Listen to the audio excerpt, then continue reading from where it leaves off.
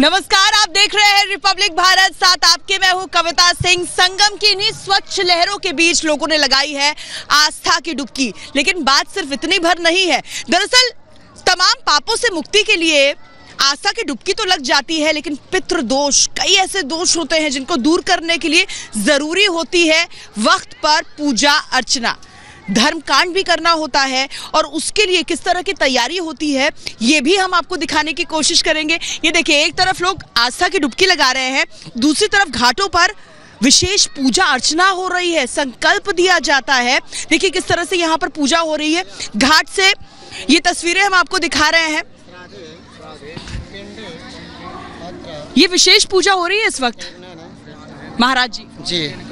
ये कौन सी पूजा है जो इस वक्त बता दें? ये जो है ना त्रिपिंडी श्राद्ध इसको हम लोग बोलते हैं। अच्छा, श्राद्ध भी यहीं पे हो रहा है? जी हाँ जी, त्रिपिंडी श्राद्ध कराया जाता है, गंगा के तट पे होता है।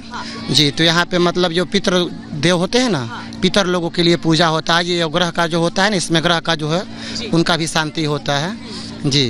इससे कुंभ के मौके पर ये होता है।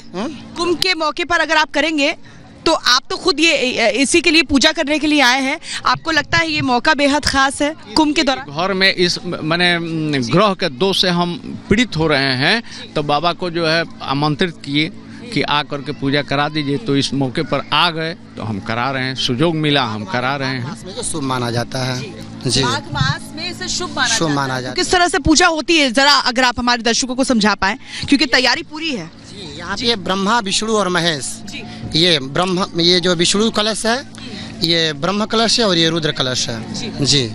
इनके निमित्त की जो यहाँ पे पिंडदान होता है, अपने पितरों को ये पिंडदान कर रहे हैं जी। पिंडदान क्यों इतना जरूरी होता है? हमारे शास्त्रों में, पुराणों में इसका जिक्र है जी। ये है मतलब कि जो आदि व्याधि से जो लोग पीड़ित रहते हैं, है ना, उसके लिए सब किया जाता है, जिससे सुख शांति प्रदान। लक्षण क्या होते हैं अगर कोई पीड़ित हो? कोई पीड़ित हो तो लक्षण क्या हो? नाना प्रकार की अनेक बीमारियों से जो संक्रमण रोग हैं, दवा करने के बावजूद भी उसका इलाज नहीं हो पा रहा है जी, उसके लिए त्रिपिंडी श्राद्ध कराने से कुछ कुशल क्षेम हो जाता है जी। कितने ऐसे श्रद्धालु, ऐसे भक्त आपके पास आए हैं त्रिपिंडी श्राद्ध के लिए अब तक? अब तक तो मैं यहाँ पे प्रथम अभी पहला पूजन कराने आया हूँ। पहला पूजन कराने के लिए आए, क्योंकि यही वक्त सबसे शुभ है। इसलिए लगता है कि अब से ये शुरुआत हो जाएगी? नहीं, शुरुआत नहीं हो जाएगी, ये कराया जाता है। यह कार्तिक से लेकर के और पूर्णिमा, माघ की पूर्णिमा तक कराया जाता है। 4 महीना जो है त्रिपिंडी श्राद्ध का जो मुख्य माना जाता है। बिल्कुल मुख्य है। और किस तरीके से श्राद्ध हो रहा है और किस तरीके से ये तैयारी हो रही है ये तो हमने आपको दिखा दिया, लेकिन आसपास भी लोग यहाँ पर मौजूद हैं। आप कहाँ से आए हैं आप लोग? हम लोग यही नैनी एरिया से आए हुए हैं। अच्छा जी हाँ। कैसा लग रहा है यहाँ पर आके? बहुत अच्छा लग रहा है। कल तो शाही स्नान हो गया, आपने आस्था की डुबकी जी जी जी जी हाँ बिल्कुल जी। माँ गंगे के लिए क्या गाएंगे इस वक्त आप?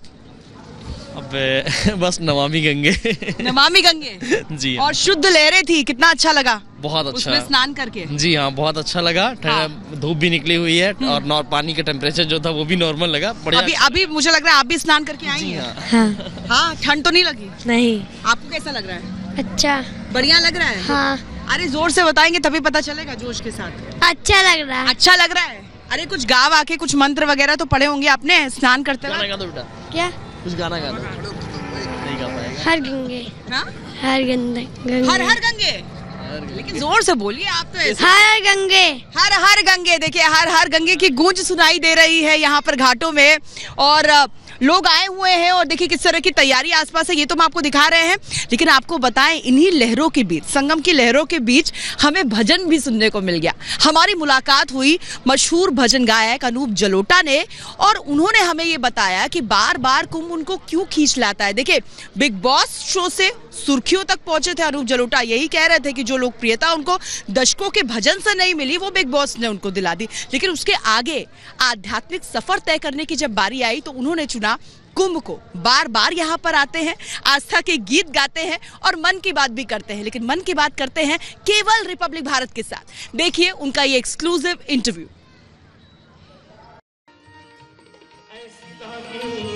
पहले भजन गायक के नाम से मशहूर,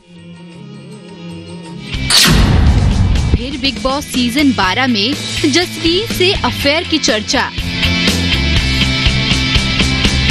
बिग बॉस के घर में कई रोमांटिक मोमेंट्स में दिखी जोड़ी। बीती बातों को भुलाकर डुबकी लगाने पहुंचे गंगा भक्त। ये शख्स कोई और नहीं बल्कि मशहूर भजन गायक अनूप जलोटा हैं। प्रयागराज के कुंभ में पहुंचे अनूप जलोटा परमार्थ निकेतन के स्वामी चिदानंद सरस्वती के आश्रम में ठहरे हुए हैं। यहीं पर हमारी संवाददाता कविता सिंह से उनकी मुलाकात हुई और अनूप जलोटा ने कुंभ में पहला इंटरव्यू रिपब्लिक भारत को दिया। मगन वो तो गली गली हरि गुन गाने लगी। आइए देखते हैं कि जसलीन में लगी लगन से वो कैसे बाहर आकर फिर से प्रभु के ध्यान में मग्न हो चुके हैं। दिव्य कुंभ भव्य कुंभ को और मनोरम बनाने की तैयारी तेज हो रही है। आपको बताएं, यहाँ पर सिर्फ संतों का ही नहीं, विचारों का ही नहीं, संस्कृतियों का ही नहीं, बल्कि सुरों का भी समागम हो रहा है और तैयारी की है खुद अनूप जलोटा जी ने। अनूप जी, बहुत बहुत स्वागत है आपका रिपब्लिक भारत। बहुत बहुत धन्यवाद और बहुत आनंद आ रहा है यहाँ आकर जी, बहुत आनंद आ रहा है। अनूप जी, ये दोबारा आप यहाँ पर आए हैं, क्या चीज है जो आपको बार बार कुंभ में खींच ला रही है? मैं तो यहाँ से जाने का ही मन नहीं हो रहा। ये तो जाना आना क्यों हो रहा है, ये मुझे ठीक नहीं लग रहा है। अच्छा। यहीं रहना ही चाहिए जब तक कुंभ है। हाँ। क्योंकि इतने ज्ञान की बातें रोज सुनने को मिलती हैं, संतों की वाणी सुनने को मिलती है, दिव्य संगीत हो रहा है, कितने कलाकार यहाँ आ रहे हैं, तो मैं बहुत ही आनंद ले रहा हूँ। अभी मैं कुछ 5-6 दिन पहले पायलट बाबा के शिविर में आप हाँ जी, आपको खबर है, तो वहाँ पर गाया और मुनि जी से तो हमारी बहुत पुरानी सुंदर घर जैसी एक स्नेह वाली मित्रता है, तो हमें आना ही था और आज आके यहाँ गाएंगे और आनंद लेंगे। अनूप जी, हमारे दर्शकों के लिए भी ऐसी लागी लगन, आपकी लगन ना लगी हो तो फिर तो दर्शक यहाँ पर आ ही नहीं सकते। जरूर सुनाते हैं जी। ऐसी लागी लगन मीरा हो गई मगन, वो तो गली गली हरि गुन गाने लगी। महलों में पली बन के जोगन चली, मीरा रानी दीवानी कहाने लगी। ऐसी लागी लगन मीरा हो गई मगन। कुंभ पहुँचे अनूप जलोटा यहाँ इतने अभिभूत हो उठे हैं कि वापस जाने का उनका मन ही नहीं कर रहा। देखिए कैसे माँ गंगा का गुणगान कर रहे हैं वो। यहाँ पर आकर आपको भी लगन लग गई है कुंभ की? जबरदस्त लगी है मुझे। यहाँ की दिव्यता भव्यता आपको खींच ला रही है। बिल्कुल आ रही। एक जो सबसे ज्यादा मुझे आश्चर्य होता है कि ठीक है, हम भारत के जो लोग हैं उनमें ये आस्था है कि कुंभ में आना चाहिए। इस संसार के और देशों से लोग क्यों आते हैं? क्यों आ रहे हैं? 192 देशों से लोग आ रहे हैं। ये मामला क्या है? ये इसलिए है कि अब हमारा भारत हर देश में है। हाँ। हमारे भारत की जो महानता है, भारत की जो ये शक्ति है, आध्यात्मिक शक्ति, उसे लोग पहचान गए हैं। यहाँ पर जरा सोचिए, 18 करोड़ लोग आए हैं कि न जाने कितने देशों की ये जनसंख्या है टोटल मिला के, वो यहाँ इकट्ठा है। यहाँ पर आस्था के डुबके एक साथ लगाए। जी हाँ, यूरोप में इतने लोग नहीं होंगे जितने यहाँ आ गए पूरा। तो ये इसलिए हो रहा है कि उनको विश्वास हो गया है कि भाई अगर मुक्ति पानी है, मोक्ष पाना है तो कुंभ में चलो, दर दर न भटको। तो वो यहाँ हमको नजर आ रहा है। शाही स्नान पर आपने भी लगाई डुबकी? बिल्कुल बिल्कुल। और अब तो अभी फिर जाएंगे। ये अरे बिल्कुल, ये सब छोड़ेंगे थोड़ी सब। डुबकी लगाएंगे तो उसको कुछ गाएंगे, मुझे पता है आपका। क्या गाएंगे आप? हम वहाँ जब गाते हैं ना तो हर हर गंगे बोलते रहते हैं। हर हर गंगे, हर हर गंगे, हर हर गंगे, हर हर गंगे। लेकिन बिग बॉस का एक बड़ा सच जो आज तक सामने नहीं आया था, उसे अनूप जलोटा ने रिपब्लिक भारत के कैमरे पर उस राज का पर्दाफाश किया। उन्होंने कहा कि उनकी और जसलीन की केमिस्ट्री सिर्फ एक ड्रामा थी। अभी तो आप कुंभ में आए, लेकिन एक वक्त था जब आप बिग बॉस के घर में थे और पूरा देश बस टीवी ही देखता था। अब आपको देखने के लिए जरूर लोगों को कुंभ आना पड़ा है, लेकिन वो वक्त कैसा बीता आपका? मैं अभी भी वही हूँ। वही है, घर से बाहर निकले ही नहीं है। नहीं, वहाँ भी वही आनंद लेते थे जो यहाँ ले रहे हैं। अच्छा। क्योंकि हमारे लिए तो हर जगह जो है आध्यात्म की जगह है। वहाँ भी हम भजन गाते थे, वहाँ सबको भजन सिखाते थे। वहाँ अगर कोई गलती करता था तो बैठ के उसको समझाते थे, ऐसा मत करो भाई। क्योंकि हम लोग तो जहाँ जाएंगे। आपके व्यक्तित्व का एक अलग ही पहलू दर्शकों ने देखा है। जसलीन और आपकी जो केमिस्ट्री थी, जो भीतर और बाहर नजर आ रही थी, क्या अब भी आपकी बातचीत होती है? वैसे कैसा लगता है आपको? ड्रामा कैसा था?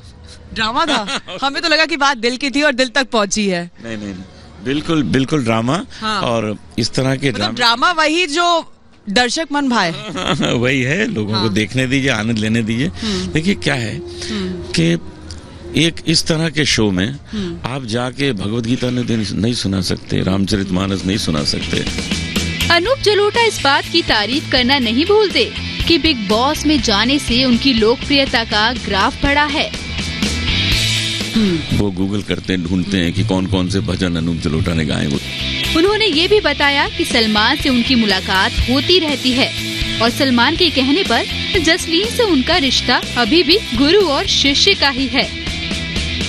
लेकिन सलमान से क्या उसके बाद आपकी बात हुई? क्या सलमान को ये ठीक लगा कि आप ड्रामा कर रहे थे भीतर और फिर बाहर आए? हाँ, सलमान तो मिलते रहते हैं। अच्छा, उनको कोई तो उनको पहले से आपने पहले से भरोसे में लिया हुआ था कि हम जाके ऐसे ड्रामा करेंगे हम और जसलीन? क्योंकि हमें तो नहीं पता था भाई। राखी सावंत बाहर ड्रामा कर रही थी जसलीन के पिता के साथ, और आप लोग भीतर थे और हम अधर में लटके हुए थे। हमको समझ में नहीं आ रहा था कि चल क्या रहा है। सलमान खान काफी समझदार आदमी है, उनको सब पता था। हाँ। और उन्होंने बाद में कह भी दिया कि यही रिश्ता ठीक है, यही निभाना चाहिए। यही रिश्ता निभाना चाहिए। अभी रिश्ता चल रहा है, निभ रहा है, शिष्य और गुरु का। अच्छा, शिष्य और गुरु का है। उन्होंने कहा यही निभाना चाहिए। जसलीन के लिए अभी कोई गाना हो जाए? उसके लिए तो हमने कभी गाया नहीं, उसको तो सिर्फ रागें सिखाया है, रागें सिखाई हैं। अभी उसको 2 दिन पहले ही उसका मुझे फोन आया था, जब मैं कुंभ से वापस जाना था, तो मैंने उसको राग मालकौंस फोन पे सिखाई। फोन पर? हाँ। कैसे क्या तरीका होता है? सा गा मा धा मा गा सा, फिर उसने गाया। वाह। क्योंकि जब मिलना संभव नहीं है, इतने व्यस्त हैं, वो भी व्यस्त हैं, तो इस तरह फोन पे सिखा देते। पंडित जी, लोग आते हैं यहाँ पर आस्था की डुबकी लगाने के बाद दान पुण्य भी करते हैं? हाँ, दान पुण्य भी करते हैं, गंगा नहाते हैं, रात भर यहाँ पड़े रहते हैं। ये भी बोलते हैं कि राम मंदिर जल्दी बने। राम मंदिर को लेकर भी भावना लेकर आपके पास आते हैं पंडित जी? लेके बहुत दूर दूर के आते हैं, बुजुर्ग भी आते हैं कि राम मंदिर बन जाए जल्दी। उसके लिए दान करते हैं, संकल्प लेते हैं? ये दान भी करते हैं, संकल्प करते हैं, गंगा मैया से प्रार्थना भी करते हैं और बहुत सी कामना लेके यहाँ पे आते। देखिए, कामना लेकर आते हैं, लेकिन सबसे बड़ी बात जो पंडित जी ने कही कि राम मंदिर को लेकर भी मन में भावना होती है, उसके लिए संकल्प लेते हैं यहाँ पर पंडित जी से, दान पुण्य भी करते हैं। लेकिन शंकराचार्य के मन में क्या भावना थी? देखिए, आज बहुत बड़ा दिन था। आज शंकराचार्य को, जिन्होंने पहले ये ऐलान कर दिया था कि 21 फरवरी को अयोध्या में राम मंदिर के लिए शिलान्यास करेंगे, उनको आज कूच को लेकर बड़ा ऐलान करना था कि कुंभ से अपनी कर्मभूमि वो अयोध्या को मानते हैं, उस तरफ वो कब जाएंगे, क्या तैयारी उनकी होगी, उसको लेकर आज उन्होंने बड़ा खुलासा किया प्रेस कॉन्फ्रेंस के जरिए। बड़ी बातें क्या रही, जल्दी से आपको दिखा देते हैं। दोपहर 3 बजे होनी है शंकराचार्य की प्रेस कॉन्फ्रेंस और उसमें होगा तारीख का ऐलान। तारीख वो होगी जिस दिन कुंभ से अयोध्या की तरफ कूच किया जाएगा, क्योंकि ऐलान पहले ही धर्म संसद के बाद प्रस्ताव पारित करने के बाद शंकराचार्य कर चुके हैं कि 21 फरवरी को वो शिलाएं रखेंगे, शिलान्यास होगा अयोध्या में भव्य राम मंदिर का। लेकिन 3 बजे के ऐलान के लिए किस तरह की तैयारी? शंकराचार्य जी, बहुत बहुत स्वागत है आपका रिपब्लिक भारत पर। बोलिए। शंकराचार्य जी, हम लोग तो इंतजार कर रहे थे, पहले हमें यही जानकारी मिल रही थी कि 10 तारीख को, यानी कि बीते कल आप कूच करने वाले थे अयोध्या की तरफ, लेकिन फिर वो प्लान क्या कैंसिल हो गया? ऐसा कुछ प्लान नहीं था जी। हम लोगों का विचार ये था कि हम लोग जो भी निश्चय करेंगे जी, बसंत पंचमी की बात करेंगे। कल बसंत पंचमी हो गई, अब आज हम लोग मिलकर विचार करेंगे और निश्चय करके पुलिस को बता देंगे। शंकराचार्य जी, क्या उसके लिए तैयारी पक्की हो चुकी है? क्योंकि इस तरह की जानकारी भी हमको मिल रही थी कि सिक्योरिटी को लेकर थोड़े से आप आश्वस्त कम थे कि सुरक्षा क्या आपको मिलेगी प्रशासन की तरफ से, सरकार की तरफ से? नहीं, हमको अपनी सुरक्षा की बात नहीं है। हमने ये बात कही थी जी कि कुछ असामाजिक लोग विषयांतर न करें, इसके लिए सरकार को सतर्क रहना चाहिए, क्योंकि बहुत से लोग बिगाड़ने के लिए आ जाते हैं। लेकिन इससे पहले भी तो शंकराचार्य जी, जब आपने अयोध्या की परिक्रमा की थी, उस वक्त तो बड़ा शांतिपूर्ण रहा था सब कुछ, और ये बात जी इस बार भी ऐसा ही होगा? ऐसे ही होगा, बिल्कुल शांतिपूर्वक होगा और सब लोगों के सहयोग से वो किया जाएगा। लेकिन शंकराचार्य जी, क्या आपको नहीं लग रहा है कि संत बटे हुए हैं? क्योंकि देखिए, आपने धर्म संसद की, उसके बाद वीएचपी की धर्म संसद होती है, कंप्यूटर बाबा संतों के मन की बात करते हैं, क्या संत एक मत है राम मंदिर को लेकर? आप पूछ लीजिए किसी से भी जी कि राम मंदिर वो चाहते हैं कि नहीं चाहते। चाहते तो हैं, लेकिन हमको ऐसा लग रहा है कि संतों में इससे बड़ा सवाल यह है कि कहीं क्रेडिट कोई लेकर ना चला जाए। इसलिए संत अपने अपने पक्ष से राम मंदिर बनाने के लिए दम तो भर रहे हैं, लेकिन सब एक प्लेटफॉर्म पर एक साथ नजर नहीं आ रहे। ऐसा नहीं है, हम लोग एक दूसरे से के सहयोग से ही सब काम करेंगे और हमने स्पष्ट कर दिया है कि हम सबको लेकर चलेंगे। अगर बिखराव होगा, अगर ऐसा लगा कि आपको बहुत ज्यादा समर्थन नहीं है, तो क्या ये माना जाए कि इस मुद्दे को लेकर संत एक मत नहीं है, संत दो फाड़ हैं? ऐसा है कि अगर इसका निर्णय हमारी यात्रा से के आधार पर किया जाएगा तो अभी तो हम लोगों ने सोचा ही नहीं है कि जितने भी समर्थक है वो हमारे यहाँ अभी आ जाए। वो तो ये है कि आपको पता तब लगेगा जब हमको अरेस्ट कर लिया जाएगा कि हमारे साथ कितने लोग। लेकिन आप इस चीज के लिए भी यानी कि तैयार हैं? आपको ऐसा लग रहा है कि जेल जाना पड़ सकता है इस बार अयोध्या के लिए? पड़ सकता है। पूरी तैयारी आपकी भी? पूरी तैयारी है। शंकराचार्य जी, एक बार फिर से वही प्रतिबद्धता आप दोहराएंगे कि 21 फरवरी को आधारशिलाएं आप रखेंगे भव्य राम मंदिर के अयोध्या में? बात है, तो हमको करनी है और इनकी बात का कोई भरोसा नहीं है, इसलिए एक तो कभी ये पवित्रा बनने की बात करते हैं। बहुत बहुत शुक्रिया रिपब्लिक भारत से बात करने के लिए। तो शंकराचार्य का साफ तौर पर यही कहना है कि तारीख बता दी है शिलान्यास की, लेकिन यहाँ से कूच करने की क्या तारीख होगी, क्या रणनीति होगी और रास्ता क्या होगा, पल पल के अपडेट्स आप तक पहुंचाते रहेंगे। आप बने रहिए सिर्फ रिपब्लिक भारत के साथ। कैमरा पर्सन अभिषेक के साथ कविता सिंह, प्रयागराज, रिपब्लिक भारत के लिए।